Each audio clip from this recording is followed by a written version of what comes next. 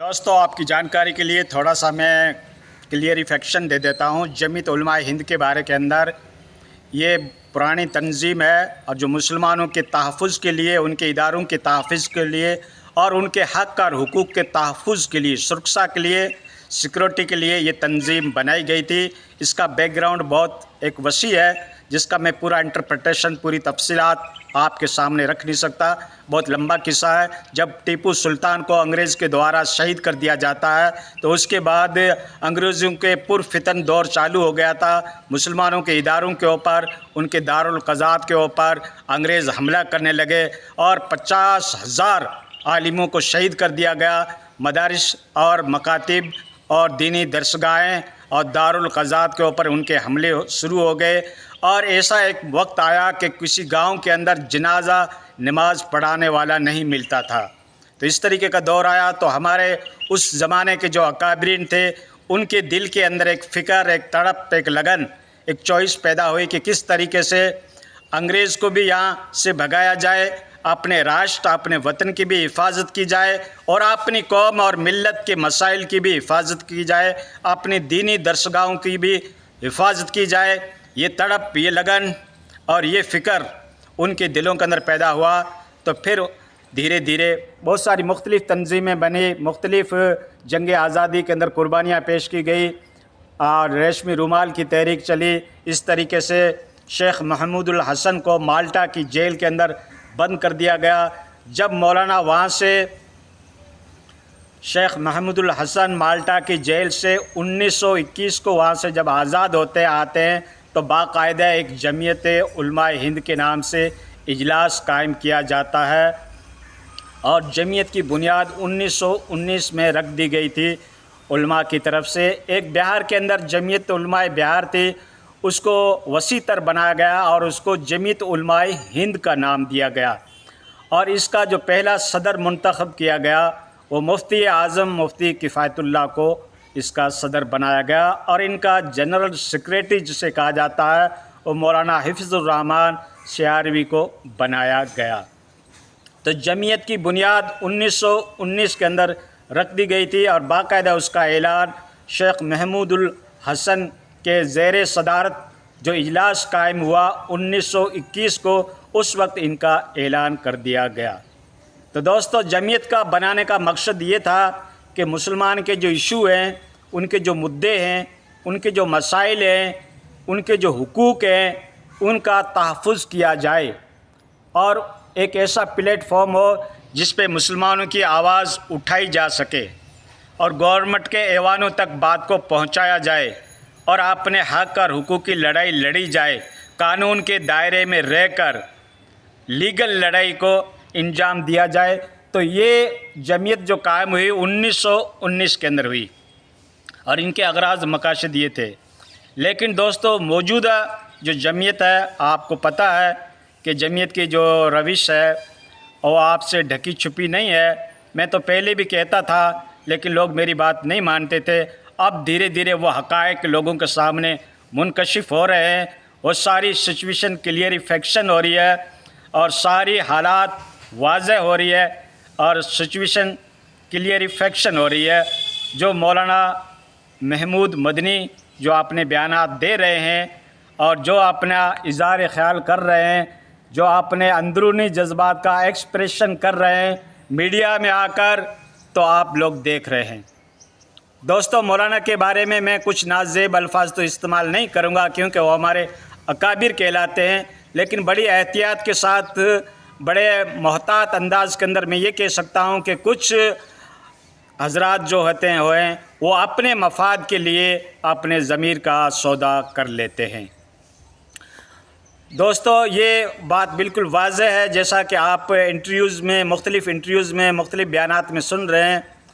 मौलाना से मुफ्ती यासिर नदीम अल-वाजिदी जो अमेरिका में रहते हैं, शिकागो में, उनका एक इंटरव्यू था मौलाना से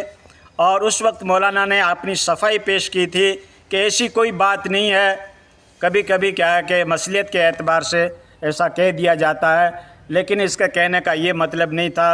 अब वही बात दोबारा मौलाना ने अपने इंटरव्यू के अंदर टीवी एंकरों के सामने ان کا دل خوش کرنے کے لیے اور RSS کے مفاد کو تقویت پہنچانے کے لیے نہ جانے کیا کیا باتیں کہہ رہے ہیں۔ اور وہ ہمارا جو اصلی قائد، جن کے دل کے اندر امت کی فکر ہے، قوم کی تڑپ ہے، قوم کی لگن ہے،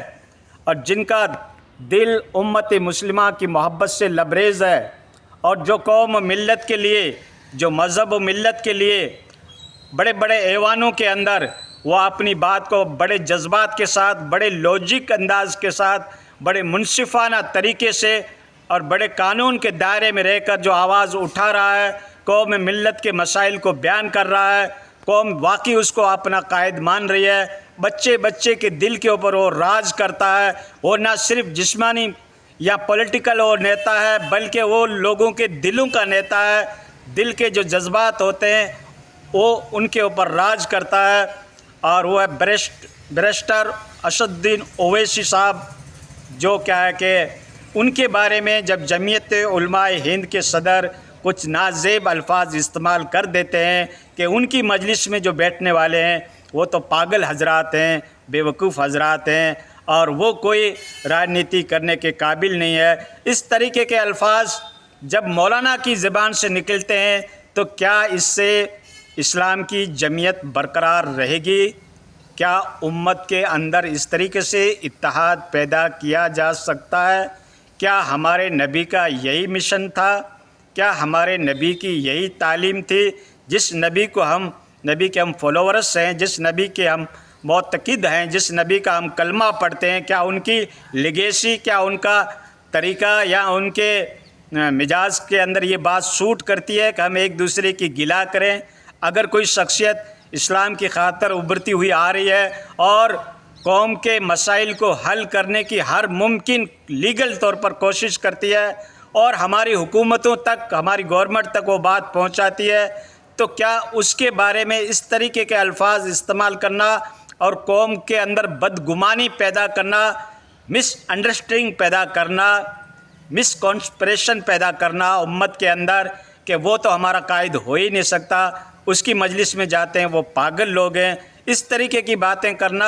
اور ایک اسلام دشمن کو ایک تقویت پہنچانا، ان کے مقاصد کو تقویت پہنچانا، یہ کہاں تک قرینہ قیاس ہوگا؟ تو دوستو، اس کے بارے میں نہ صرف کہ میں کوئی آواز اٹھا رہا ہوں، میں تو کیا ہوں، ایک ناچیز ہوں، ادنا ہوں، کوئی اوقات نہیں، کوئی ویلیو نہیں، لیکن اس کے بارے میں شاہی امام جو ہیں پنجاب کے مولانا عثمان لدھیانوی، ان کی بھی کئی ایک کامنٹ آئی ہے، کئی ایک تبصرے آئے ہیں، اور مولانا مفتی اسماعیل مالیگاؤں والے کے بھی کئی ایک رد عمل آئے ہیں، وہ آپ دیکھ سکتے ہیں۔ اور سب سے بڑا ہمارے اکابرین میں سے مولانا حضرت سجاد نعمانی صاحب کے بھی اس کے بارے میں کامنٹس آئے ہیں، وہ آپ دیکھ سکتے ہیں۔ اور باقی دیگر چھوٹے موٹوں کا تو ایک لائن لگی ہوئی ہے۔ مولانا کی اس اسپیچ کے بعد، مولانا کی اس انٹرویو کے بعد سارے علماء کرام دبے الفاظ کے اندر مولانا کی اس انٹرویو کی برائی کر رہے ہیں۔ ٹھیک ہے دوستو، مانتا ہوں ہمارے قائد ہیں، ہمارے اکابرین میں ہیں، ایک بہت بڑی جمعیت کے عہدے کے اوپر بیٹھے ہیں جو مسلمان کے حقوق کی لڑائی لڑتی ہے، لیکن دوستو جمعیت علماء کے اندر جو دو پھاڑ ہوئے، جمعیت علماء دو گروہ میں تقسیم ہوئی، یہ کسی کی وجہ، کسی کی دین کی وجہ سے تو ہوئی ہے۔ دوستو، ان سارے مسائل کے اوپر ہمیں غور کرنے کی ضرورت ہے، اور ہم اللہ سے دعا کرتے ہیں کہ اللہ تبارک تعالیٰ ہمارے اکابرین کو عقل سلیم عطا فرمائے، اور اللہ تعالیٰ ان کی اصلاح فرمائے، ان کو ہدایت عطا فرمائے، ان کے خیالات کے اندر پاکیزگی پیدا فرمائے، قلب کی طہارت کرے، تاکہ وہ امت کے مسائل جو ہیں وہ اپنے پلیٹ فارم میں مخلصانہ انداز کے اندر اٹھائیں اور اپنے گورنمنٹ کے ایوان بالاؤں تک ان کو پہنچائیں اور اخلاص کے ساتھ کام کریں۔ مولانا کے مختلف قسم کے انٹرویوز ہیں، جب آپ اس کا جائزہ لوگے، جب اس کی آپ سرچ کرو گے تو دھیرے دھیرے آپ کے اوپر حقائق کھلتے رہیں گے۔ اور اس کے بارے میں سپریم کورٹ کے جو وکیل ہیں محمد پراچا، انہوں نے تو پہلے سے آگاہی دے دی تھی، لیکن یہ باتیں اب دھیرے دھیرے پبلک کے سمجھ میں آ رہی ہے۔